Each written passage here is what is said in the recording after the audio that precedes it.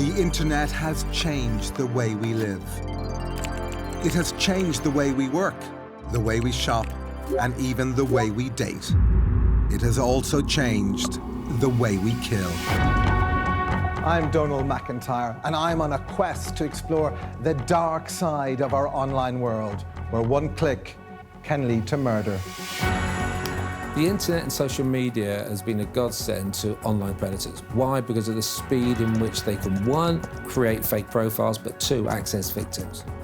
I'll be investigating some of the most disturbing crimes in recent history, where the internet and social media have been used to trick, torture and kill innocent victims, lured into a virtual world where nothing is as it seems. Clearly, she did not realise the person she was talking to online was the man who was going to kill her. In this programme, when Vicky Roberts married her husband Michael, she thought he was the man of her dreams. But beneath the veneer of domestic bliss, Michael Roberts was a serial adulterer. And when Vicky found out and confronted him, he strangled her to death. Was Michael Roberts a sex addict who couldn't care less about the emotional distress he caused the woman who loved him? And was he always a killer in waiting, destined to descend into murderous violence the moment his wife confronted him?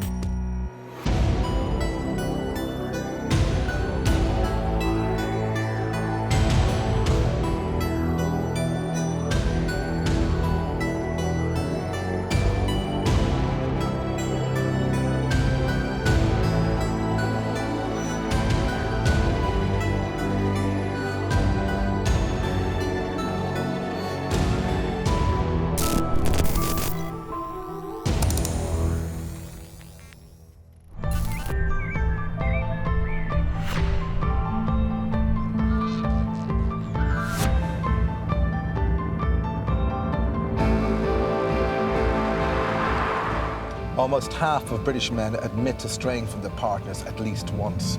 32% of women admit the same. Thanks to social media, it's never been easier to find a partner to have a secret affair with. Fortunately, very few end in murder. But that's exactly what happened here in Cheshire in 2009.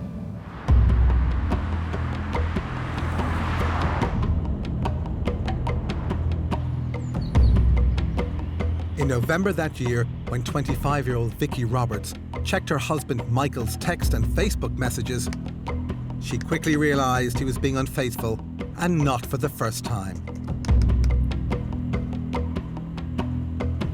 When she confronted him with the evidence, he flew into a rage and strangled her to death.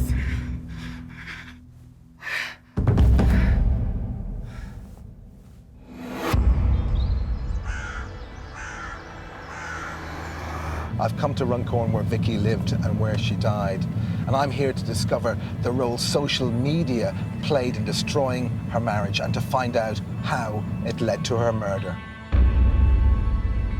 Vicky Roberts was a carefree, church-going girl with lots of friends who remember her as having a vibrant and caring personality. She grew up in Cheshire with her brother and two sisters. Vicky worked at this IKEA store, and it was here in 2006 where she first met Michael Roberts. The son of a chemical engineer, Roberts had left school at 16.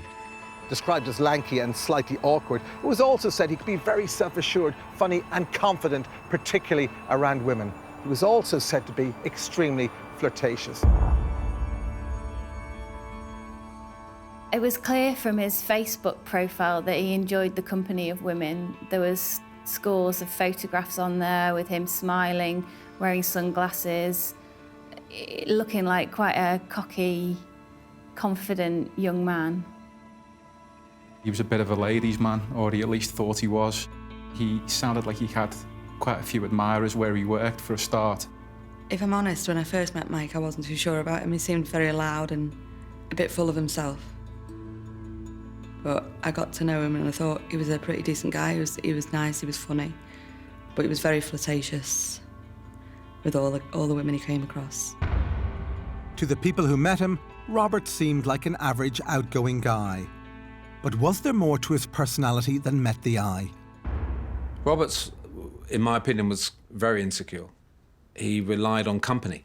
He couldn't be independent. He had to have somebody with him the whole time, somebody on his arm. Vicky quickly fell for Roberts and they soon embarked on a passionate relationship. It seems that Roberts had an insatiable sexual appetite and clearly felt the need to brag about the physical side of his and Vicky's relationship. Apparently, he told people they were having sex up to 5 times a day.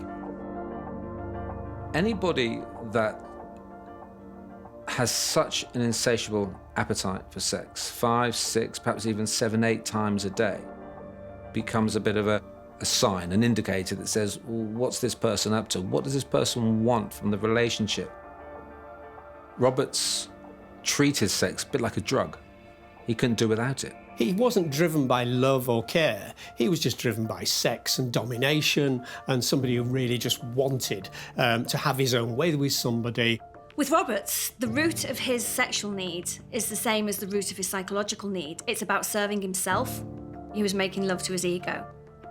He's got all the traits of a narcissist. Sex was clearly important to Robert's self-image, as were people's expectations of his relationship with Vicky. But very early on, it seems that something may have happened that severely impacted their sex life. Roberts claimed that in the early stages of their relationship, Vicky felt pregnant and had a termination, resulting in a drop in their sexual activity. For a man with a voracious sexual appetite like Roberts, this was always bound to be an issue. I imagine for Vicky, the decision to terminate a pregnancy would have been a terribly upsetting one to have to make. But it seems all Roberts cared about was how it affected their sex life. And later he claimed that he tried to rekindle things with Vicky in the bedroom by getting her to agree to engage in kinky, rough sex. It would have become very much an S&M activity, a sadomasochistic activity, which may or may not have actually entertained Vicky to some degree, but certainly would have stimulated Roberts' appetite for more.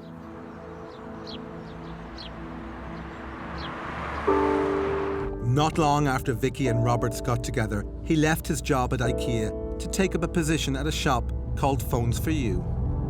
His new colleagues regarded him as a bit of a flash Harry. Soon after he started his new job, he went on a training day, and there he met a woman called Kerry. Roberts was instantly attracted to her. Roberts engaged in an affair with a woman he met at Phones For You who had been enlisted to train him. This woman called Kerry described how they had an intense sexual relationship.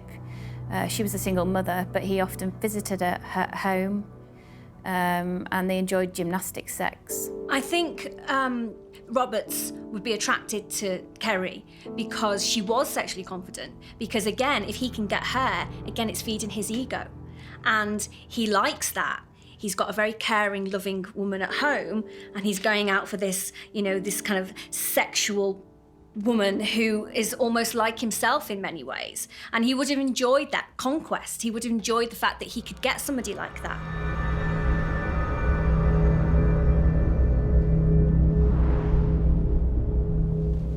Just a few months after, one of her friends spotted a love bite on Kerry's neck. Kerry confided it was from Michael Roberts. She told her friend the sex was amazing and that they tried out things she'd never tried before. She said Roberts liked rough sex. Ominously, she confided in her friend that he also tried to throttle her. It was clear early on that Roberts had a predilection for unconventional sex. Should the throttling incident with Kerry have rung any early alarm bells? In domestic abuse risk assessments, there's a risk factor which is strangulation or even placing the hands around the neck. And the reason why that's a risk factor is that if you're doing that, it means that the escalation is there, that you can go from placing your hands round to squeezing. And that's very, very indicative of an underlying risk. Despite Roberts taking every opportunity to indulge in his extramarital affair, he and Vicky set a date of June 2009 to get married. But it wasn't long before Vicky would discover that the man of her dreams wasn't everything he seemed.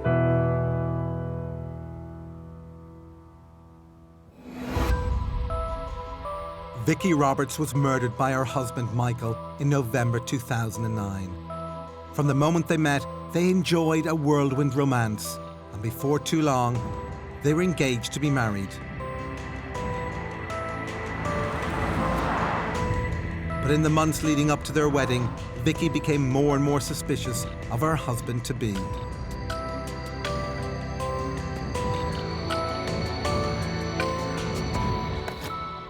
Unable to control her doubts, she checked his messages and was distraught to find proof that he'd been cheating on her. Although she was devastated, Vicky still wanted to give their relationship another chance. So before they were due to be married, she wrote Roberts a letter, pleading with him to change his ways. Roberts was a man who could talk his way out of any situation and tell people what they wanted to hear. Vicky, I think, was so desperate that she resorted to writing to Roberts because she knew that a face-to-face conversation would just result in him talking his way out of the situation and telling her what she wanted to hear. She needed him to take her seriously. The only way she could do that was to write it down for him to consider it. Vicky wrote in a letter how much she was looking forward to their wedding day. Clearly, she wanted to spend the rest of her life married to Roberts. But this wasn't a story that was destined to end happily ever after.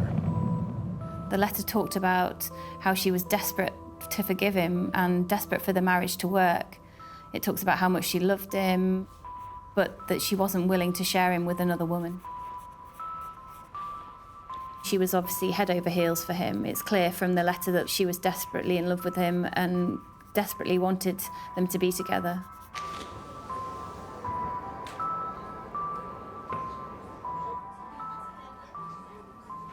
After Vicky found out about the affair, Roberts promised his bride-to-be that he'd change his ways. But he lied. He didn't end his affair with his mistress, Kerry, and he didn't lose his interest in other women either. There were rumours that Mike was seeing other women, but I didn't find that out till much later on. But Phone's view was, we were all like a family. We did go out for drinks and meals together and events. Mike was very flirtatious with a lot of women. Despite Vicky's misgivings, she and Roberts were married in June 2009. Their wedding photos show them as the very picture of happiness. But the smiles in the pictures masked a more sinister reality. And within weeks of their wedding day, Roberts was back on the prowl. Not long after he got married, Roberts tired of his affair with Kerry. He cooled off the relationship and set his sights on his next conquest, Karen. Karen was a fellow Phones For You employee who Roberts had met when he visited a branch of the shop in Bangor. Karen had a fiancé at the time and confided in Roberts that she was unhappy in her relationship. He reciprocated by saying he was unhappy in his marriage and told her that he wished he'd never actually got married to Vicky and that it was all a mess. Michael looked Karen up on Facebook and it turned out they had mutual friends. They began an online conversation which soon progressed to flirty text messages, dozens and then hundreds a day. It's interesting that Roberts actually got rid of Kerry, who was a more feisty person, but took up Karen, who was far more submissive, somebody who would feed his ego very much. Over the next few weeks, the pair met regularly, and in November they embarked on a sexual relationship, meeting in hotels and having sex in Robert's sports car. And his new affair quickly began to have an impact on his marriage. In just over 1 month, he sent Karen over 5,000 messages. He's sending her illicit messages whilst he's having nights in with his own wife, while he's having dinner with his parents-in-law. It allows the pervasive presence of the third person in the relationship into the home. It's probably stimulating him, the fact he can talk sexually and talk to these mistresses while his wife is sitting there. This would have been a turn-on for him. To most people, this kind of behaviour would seem unthinkable. Was there perhaps something in Robert's personality that facilitated this level of duplicity? Serial adulterers like Roberts often come up with psychological mechanisms for why they can do what they do. Often, they convince themselves that they deserve it. Why shouldn't they be happy? Why shouldn't they have their cake and eat it? And they will come up with these strange reasons that they use to justify the hurt and the upset that they could cause. Ultimately, of course, what we're looking at is someone who's selfish. So soon after their wedding day, Roberts was deceiving Vicky once again. And once again, he was going to be found out.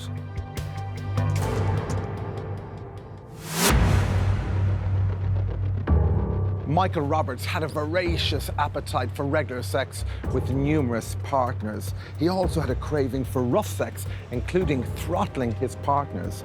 Was he a sex addict? Was this simply about pure hedonism or about controlling the opposite sex? I've come to meet criminologist Dr. Elizabeth Yardley and psychologist Mike Berry to find out what they make of Roberts' extramarital affairs. Was Roberts a sex addict? There was some argument about whether such a thing as sex addiction exists or not. But what we can say in this case is he certainly liked the chase. He seemed to enjoy chasing after women, going from one to another, quickly moving on. I think he found that exciting, as do a lot of men, apparently. And I think we've got to take a step back from it and say, well, what does sex represent? It represents power. It represents kind of status for him, essentially. And he's a man who wants to have his cake and eat it. He wants to have his wife at home, looking after his needs there, cooking his dinner, doing those types of things. And then he wants to go out and have fun on the side as well. It is about fun. It's about hedonism. I mean, is this about control? Is it not simply about, listen, I want to have a lot of fun and sex is a recreation and, and if my wife doesn't like it, well, I'll just see if I can get away with it. Essentially what it's about for me is his priority is his own wants and needs and desires. Doesn't matter about anybody else, as long as he's fulfilling the things that he wants, he's achieving the outcomes that he's pursuing, then, to hell with everyone else. Vicky stayed with him throughout. She knew he was being unfaithful. She thought she resolved it. Why did she continue to stay with him?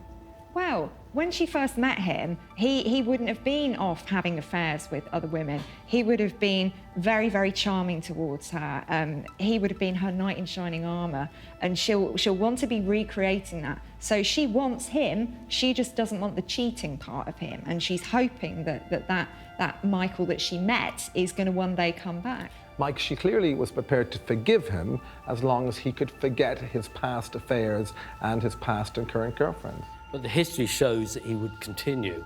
Once he's had a number of affairs, being married I don't think would have made the slightest bit of difference. Plus, he likes the excitement. This is clearly a guy who loves juggling all the balls up in the air and doesn't care about the consequences to other people. He is right at the centre of a number of women's lives, and that's where he loves being in the spotlight. Vicky Roberts was murdered by her husband Michael in November 2009.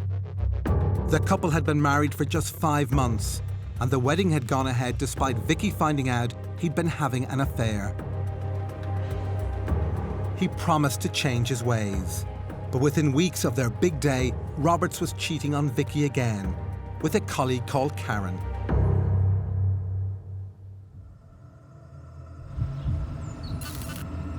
On November 21st, 8 days before Vicky's death, Karen texted Roberts to say she had ended her relationship with her partner so she could be with him.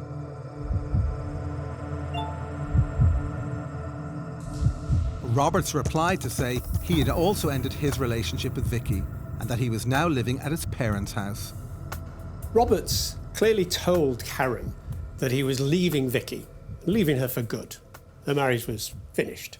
In order to keep things going with Karen, in order to keep her on board, because she is someone who is giving up a relationship herself and would expect the same from him. Roberts clearly wanted to have his cake and eat it by keeping both Karen and Vicky on side. But his behaviour at home soon began to arouse Vicky's suspicions once again. He was spending an unusual amount of time online or texting other people and would fly into a rage if Vicky challenged him. Close friends remember that around this time, she grew increasingly unhappy. She almost became obsessed with finding out information. And you can feel what an awful dark place she would have been in. And the more she doubted him, the more her self-esteem and the more darker place she would have entered, which led to her trying to find out as much as she could of what he was up to. With her doubts mounting, Vicky decided to read her husband's Facebook messages. And she soon found clear-cut evidence of his affair with Karen. She was distraught and heartbroken to think that despite just a few months of marriage and him promising to be faithful to her, that Roberts had begun an affair with another woman at work.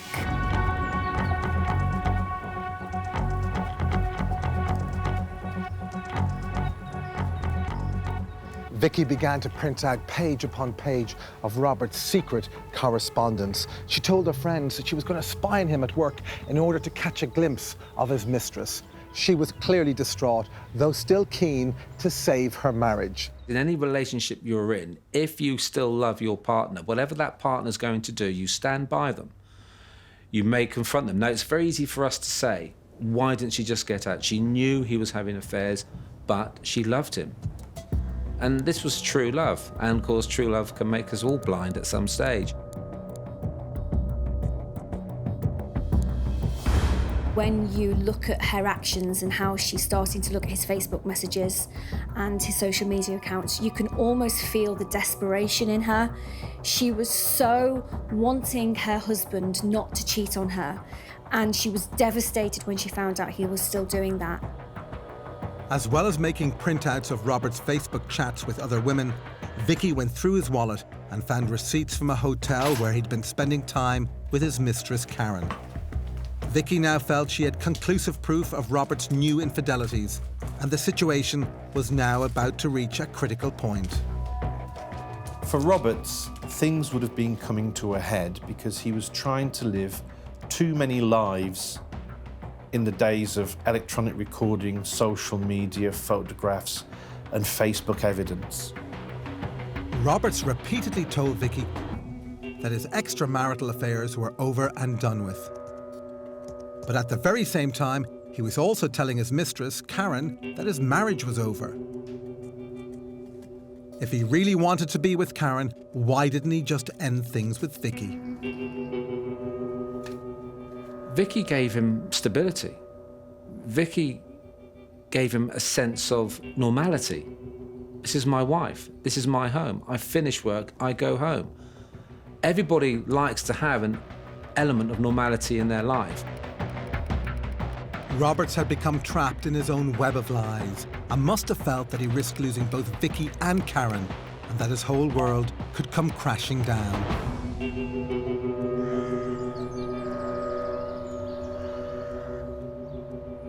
On the night before she died, Vicky and Roberts went to dinner at his parents' house before returning back to their flat here in Runcorn to watch TV.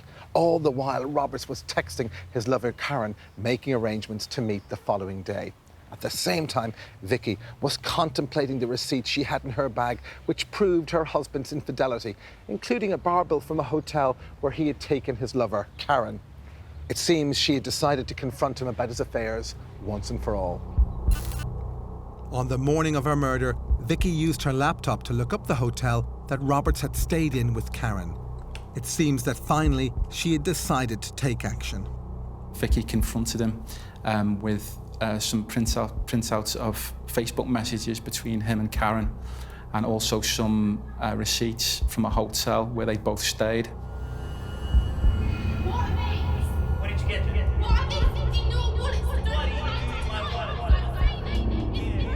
They argued, and it's thought that she threatened to tell his parents that he'd been cheating on his new wife.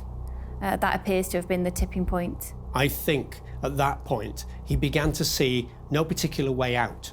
He began to see this as a brick wall, as something whereby he was going to lose Vicky anyway, he was going to lose face.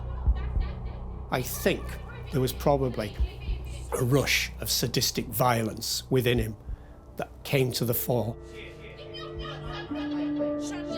It seems that when confronted by Vicky, Roberts flew into a rage and overpowered her. And in a fit of anger, he put his hands around her neck. She resisted, but he was much too strong. Within a few minutes, Roberts had strangled Vicky to death.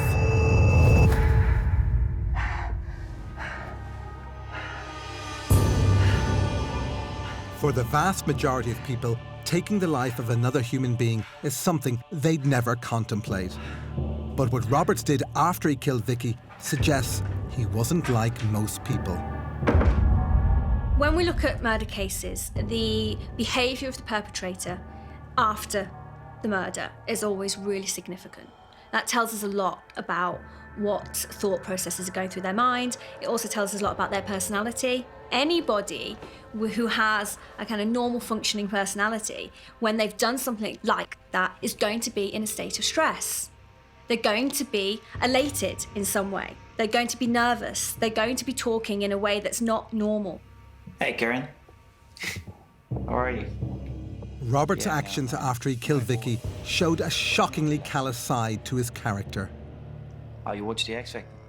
Really? One bizarre thing that happened on that night is he phoned his lover, Karen, and they spoke for over 2 hours, I think, about relatively mundane things, such as the X Factor, which kind of struck me as bizarre, really, because it's not the kind of thing that you talk about when you've just killed somebody.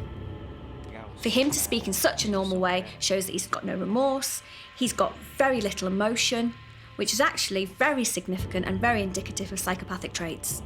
Thanks, bye.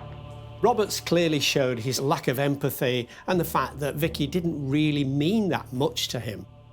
Could it be that Michael Roberts had been a psychopath all along?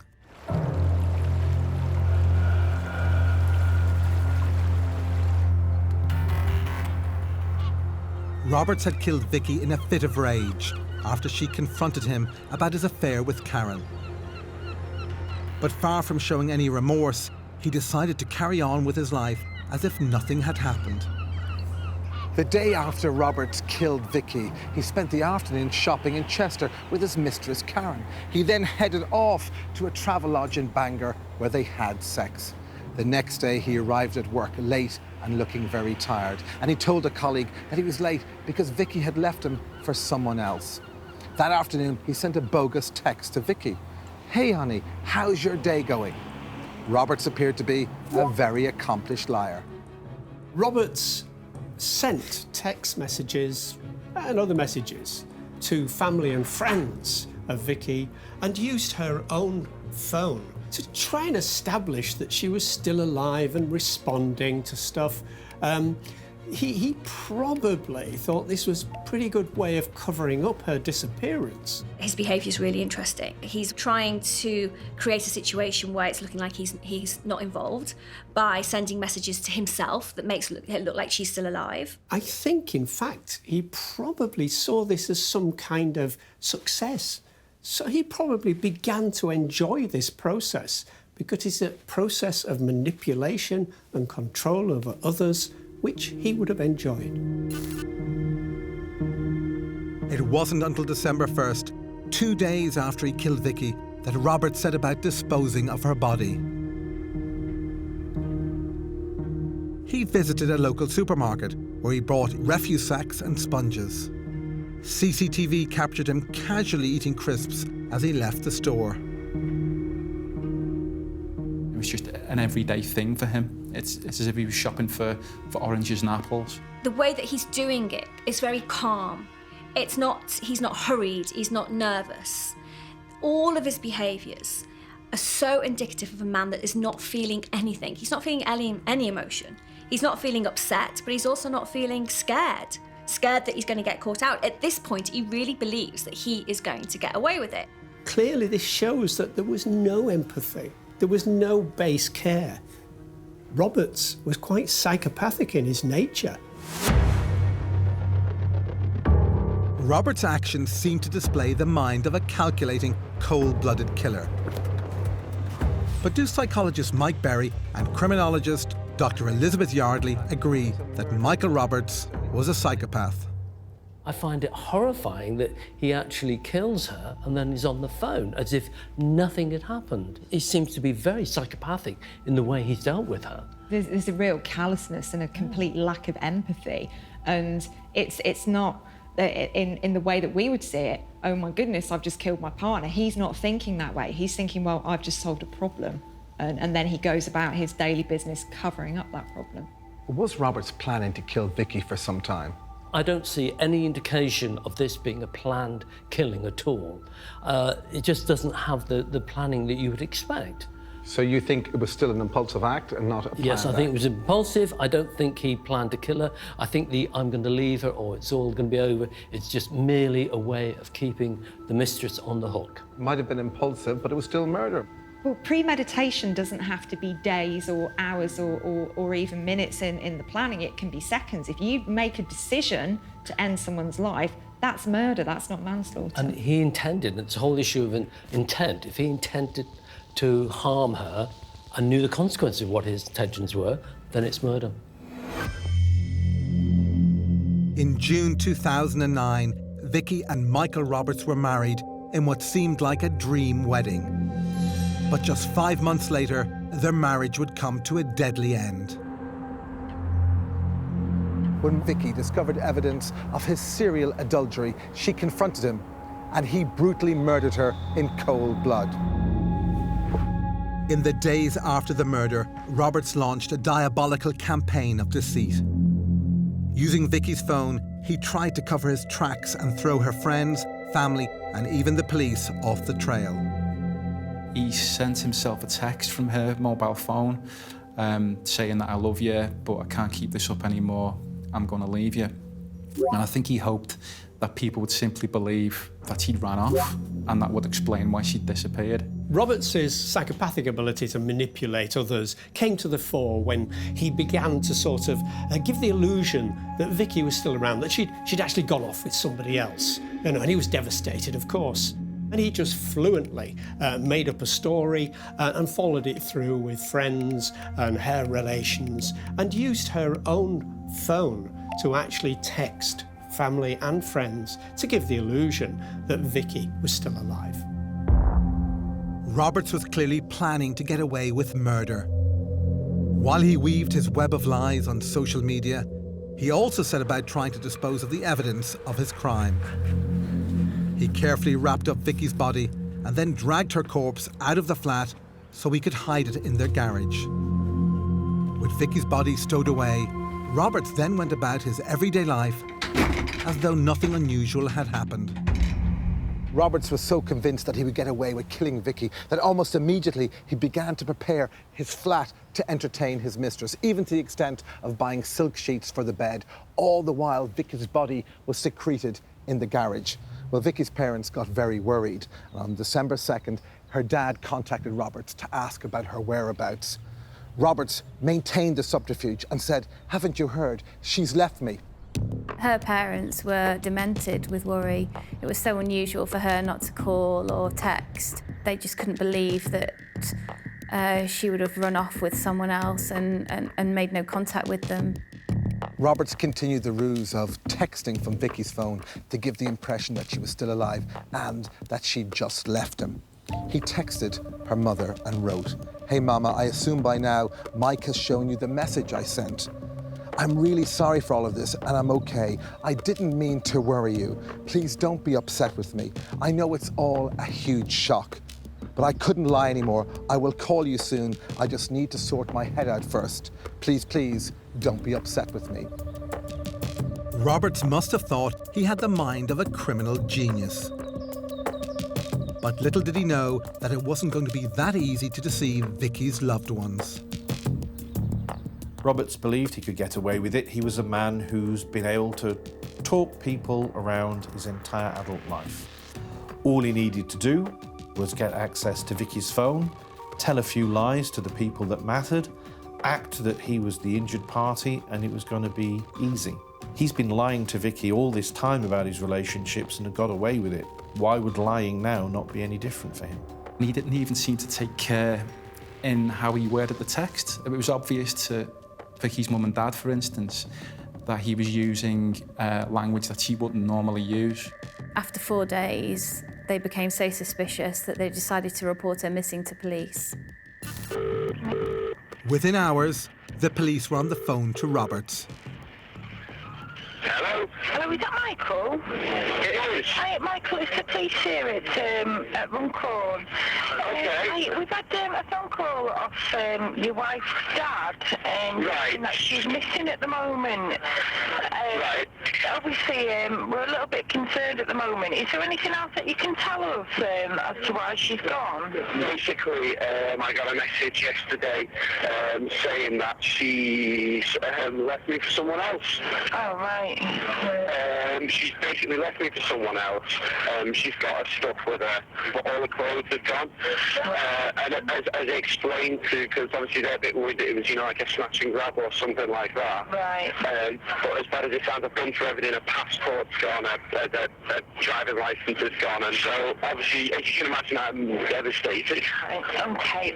What I'll do, I'll just have a word with the sergeant and just see what he says. Obviously, I'll just tell him what you told me. Okay. And I'll see what he says. Am I all right to give you a ring back in a bit? Yeah, sure. With the police now involved, Roberts was rapidly losing control of the situation. And just a few hours after he first heard from the police, he received another call. Hello, Mike Roberts speaking. Hi, Mike. It's Sergeant Phil Day speaking from Cheshire Police.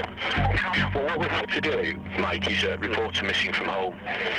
Right. I spoke to your colleague this morning. It's technically not, because she's kind of said what she's done, if you get what I mean. It's not in person. Yeah. What I need to do, it might be difficult. I need you to go home and meet a police officer at your home address. Right. Can you leave now? Because there's a police officer been assigned. Yeah, give it to you. Okay, get back to work then. All right then, yeah, I'll leave now. I'll be about half an hour. All right, that's great. All right then, cheers. Thanks very much, mate. Cheers, Mike. Bye-bye. At 2:40 p.m, officers visited the couple's home and did a quick search of the flat and the garage, but they never saw Vicky's body. They did notice, however, that Roberts appeared agitated. The officers left, and Roberts may have thought he'd gotten away with his crime. But the police were intrigued by his anxious behaviour and decided to question him further. They arrived back at the address that evening and they noticed a laptop bag full of printouts of Robert's online conversations. They asked him if he'd had an affair. He denied it.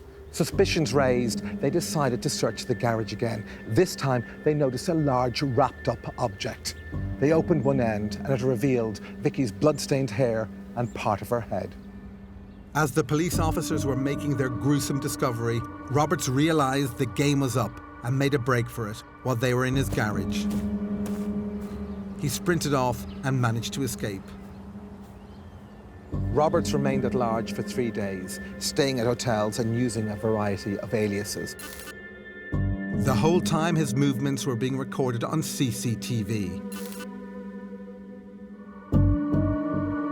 While he was on the run, Roberts was even captured buying new clothes to try and throw the police off the scent.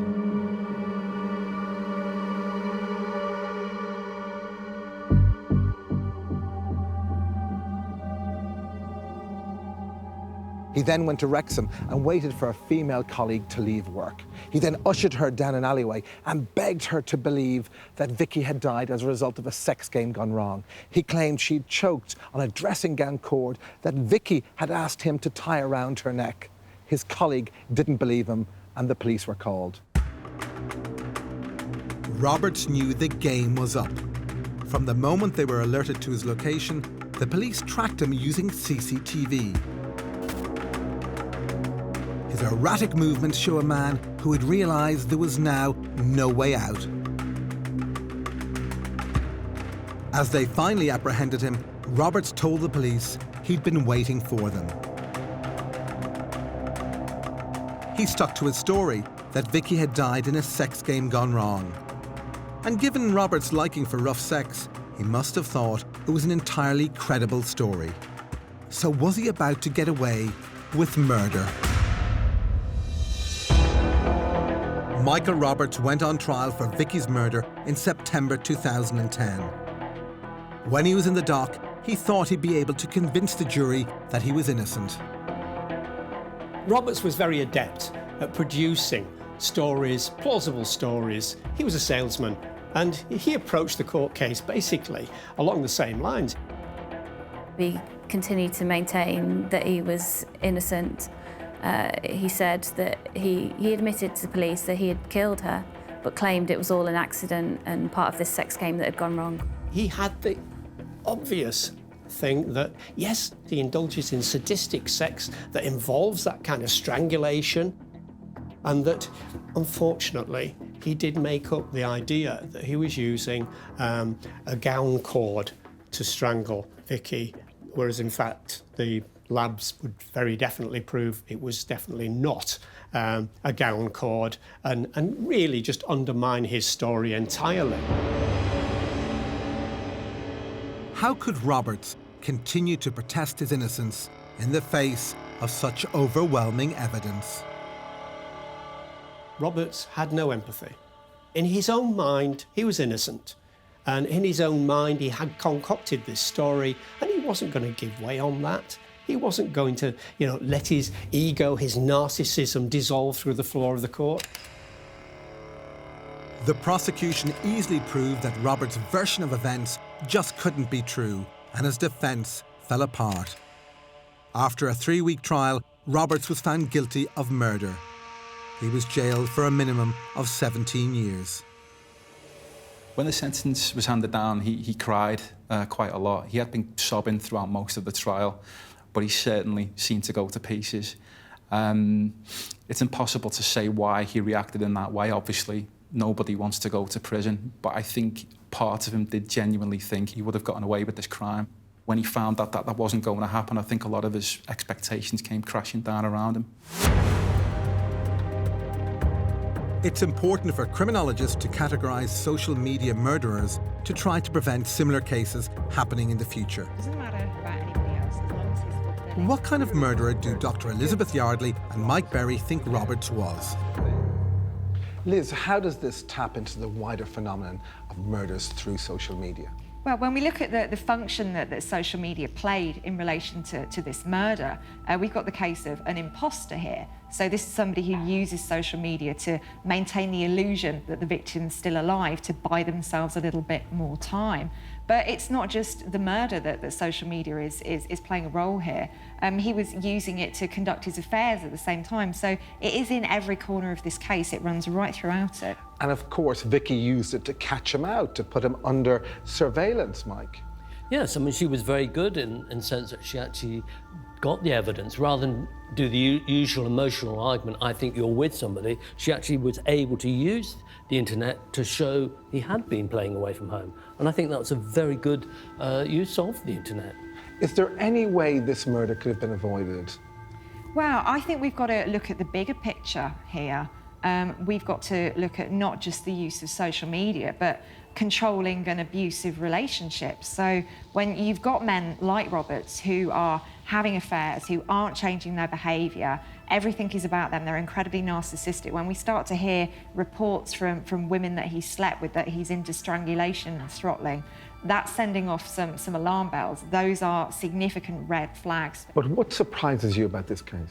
Well, what surprises me about this case is something that we see all the time in relation to intimate partner homicides, but it's something that I continue to be surprised and annoyed by, and that's the kind of language that we use when we're talking about it. So often we'll focus on the victim's behaviour. So a lot of the media reports that I've read around this case are saying things like, why did she stay with him? Why was she giving him second chances? It's not her behaviour that's the problem, it's his. He's the one who decided to do this. So I think we should be focusing quite heavily on him.